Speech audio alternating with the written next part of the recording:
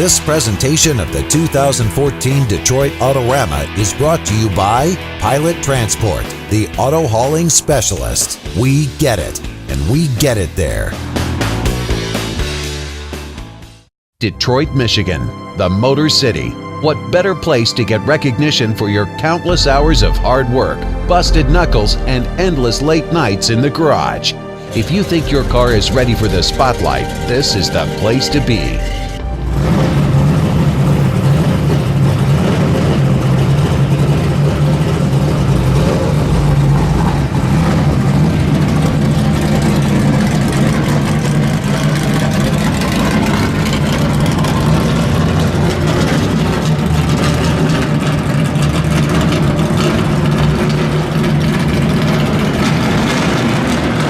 Each year for the Detroit Autorama, there are over 1,000 applications sent in to be reviewed, selected, and processed by the show committee.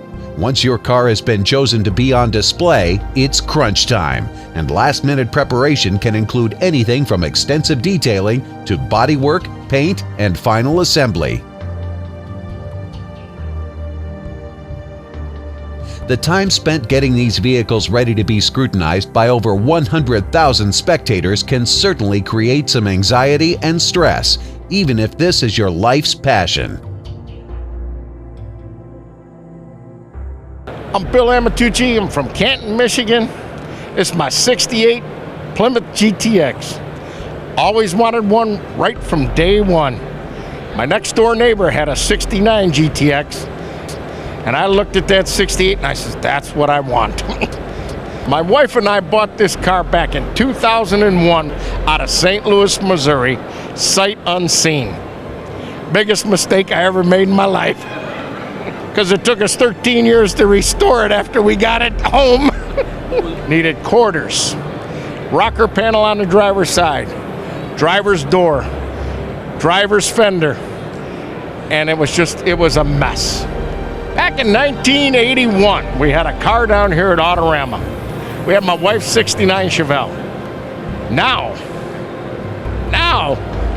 for some reason, I was reliving my childhood, and I wanted to bring this down here.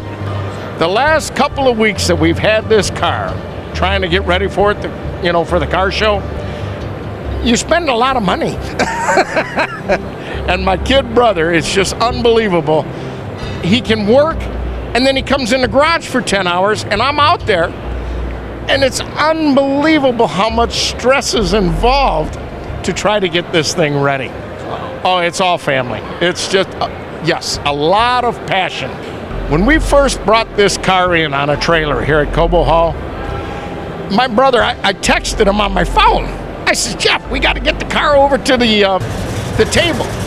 He comes over, he talks to me, and he says, well, you got to drive it over there. I said, I'm not driving that car. I says, I'm too scared to drive the car. I said, you better bring it over here. But I got to tell you, we had a little problem when we first brought it over. And I didn't know if it was going to make it or not, but it did.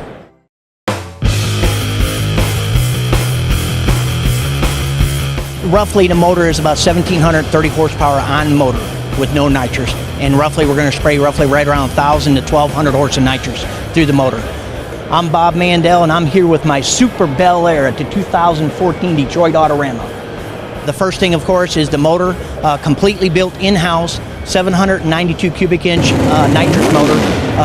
Just unbelievable stuff. It has this 5-inch bore space, Donovan block, big spread port heads, dual stage nitrous system. That's coupled to a PTC bolt together converter through a Bob's ProFab Super Power Glide that's completely built in-house, linked right up to the custom sheet metal 9-inch Ford rear end, and it's coupled to a 389 gear in the back, linked up to some 34.5 Hoosier tires that just make a lot of smoke.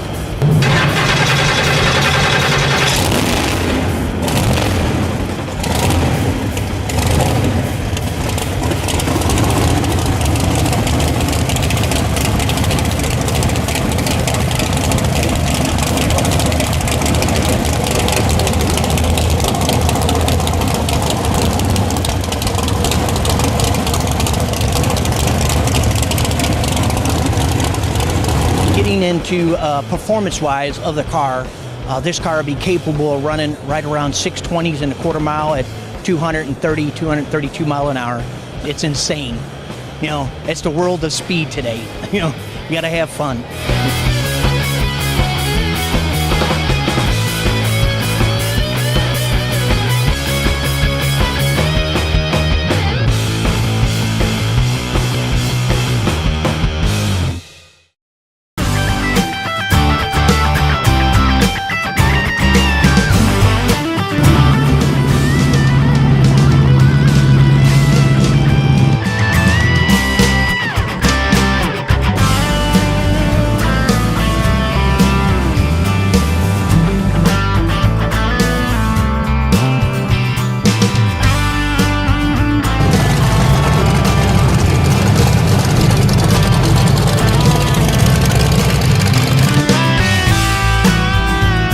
Got a 1940 Ford pickup here that we built from the ground up. Hi, I'm Chris Carlson, Chaotic Customs out of Mulvane, Kansas, and we're at the Autoram 2014 in Detroit. It came out of a barn and we started a year and a half ago on it, and this is the final product. Got with TCI, got a chassis for it, started building the chassis, started building the truck. So the cab, we cut it in half through the doors and widened it 2.5 inches. Then I added 2.5 inches to the back of the cab. Then I chopped the top and built a whole new roof for it. We English wheeled a roof skin, built the back glass, basically ended up with about a 4.5 inch chop. Then I cut it horizontal through the doors and sectioned it 2.5 inches. And then I took it 2 inches over the frame itself. So that's what we did to the cab. Basically it looks like a Raider wheel. Rocket Wheels has actually started remaking those, so that's a new wheel that's made by Rocket, but it looks like the old Raiders. That was a 1960s wheel. You know, a lot of guys have asked us why we didn't chrome them more, polish them up more. That's how they should have looked originally. That's how they would have came out of the mold. We like the wide whites look, so we got with Diamondback and used them. They made a great tire for us. And we do a lot of these indoor shows. So, and I also like to drive it. We pull it in and out of the shop to keep those tires nice and clean. And we came up with those tire covers from the auto parts store. It's just like covers a Jeep on the back or a van on that spare tire. We cover all the tires so they have black all the way out. The crowd reaction here at the show has been really good for the truck. You know, people really ask a lot of questions about it. One of the cool details is there's pinstriping and gold leaf that's underneath the body and underneath the cross member and on the motor mounts and stuff. So when they start picking that little detail out, it's pretty exciting.